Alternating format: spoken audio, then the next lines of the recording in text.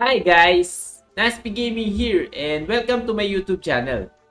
Ngayon guys, papakita ko naman sa inyo kung ano nga ba yung mga skill cards na bago ngayong Season 2. Ngayon guys, pupunta tayo dito sa skills. Pupunta ngayon tayo dito sa filter para mas madaling mahanap yung mga skills na bago. Una natin guys yung breaker and decide. Ang new skill nga pala ng breaker is itong Crush Buster. Attacks the entire enemy with an effect value of 72, forcibly destroys the summon unit that dealt the damage. So, ibig sabihin, kahit gaano kataas yung buhay ng kalaban nyo, or gaano kataas yung shield, basta summon yung na-atake nitong Crush Buster, is mamamatay yung summon unit. So, may damage din yan sa Sinnoh, pero yung pinakamagandang effect talaga niya is para sa summon. Napakaganda nito kapag natapat tayo sa summon team. Lalo na kapag may Omega yung Guardian. Tingnan natin kung anong arena nga ba pwedeng makuha tong Crush Buster. Makikita natin yung Crush Buster dito pa lang sa training area. So madali na natin siya makukuha kasi habang tumatagal, lumalaki yung chance na makuha natin yung skill cards na yun sa mga treasure chest. Check naman natin itong Guardian. O ito na nga yung sa Guardian, itong Stone Wall. Summon sa Stone Wall to an empty square, summon effect, 392 HP. Oh, yan, level 5. 392 HP siya. Stonewall does not attack. So, hindi siya umaatake. So, sobrang laking bagay nito kapag meron kang Sinnoh dun sa middle lane or mid, ay mahaharangan mo siya. Hindi siya tatamaan ng mga hindi disabling formation na atake or AoE. Dito natin siya makikita sa Arena 3. So, kapag Arena 3, may chance na tayo makuha yung Stonewall. So, grind lang ng grind. And puntahan naman natin yung Samurai. Ang pinakamasakit ngayon. Ito nga pala yung new skill sa Season 2 ng Samurai. Ito nga pala yung Void Thrust. Attacks in a horizontal line with an effect value of 124. Critical to enemies in the front row. Ibig sabihin, kapag umatake itong Void Thrust sa row, kapag yung nasa unahan, automatic magki-critical siya. Halos same lang siya nitong Air Slash. Kasi yung Air Slash, sa breaker naman yan, nagki-critical. Pero ito kasi, yung Void Thrust, is matic kahit anong Sinnoh yan, basta nasa harapan, matic critical. Anong arena nga ba natin makikita or makukuha yung Void Thrust?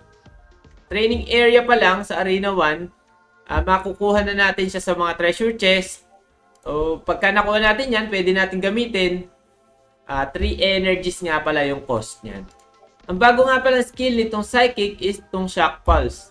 Attacks disabling formation. So kahit nasaan siya, tatamaan siya nitong Shock Pulse. Effect value of 108 to the entire enemy. Inflicts electric shock for 2 turns. So ibig sabihin, lahat ng enemy ay tatamaan and mag-i-inflict siya ng electric shock for 2 turns. I'm not sure pa sa effect nito electric shock, pero soon ilalabas natin yung kanyang effect. Makukuha nga pala natin itong Shock Pulse dito sa Arena 2. So, kailangan lang natin ng 200 trophies para makakuha ng Arena 2 chest. And may chance na tayo makuha itong Shock Pulse. Ito naman tayo sa Ninja. Sa Ninja naman guys, ito namang Dead Poison activity. It attacks a single enemy with an effect value of 77. If the enemy is poisoned, the damage is multiplied by 5 times of the poison effect and the status will be removed. So guys, yung Dead Poison activity naman is single target lang siya. So isa lang ang tatamaan niya, pwede nyo i-click sa nasa harapan lang and effect value of 77. Kapag poison yung kalaban natin, is yung poison niya magpumultiply sa 5, kunyari 7 or 10, magpumultiply siya sa 5, 50, plus 50 damage yun. And yung mangyayari is yung poison niya is mawawala na. So maganda din yun, parang pang-burst din. Kunyari 20 poison times 5 plus 100 damage yun. So masakit din. And basta maganda lang yung pagkakagamit natin dito at tamang-tama. Kailangan poison din yung mga skills na gagamitin natin from Ninja para maganda yung effect nitong Dead Poison activity.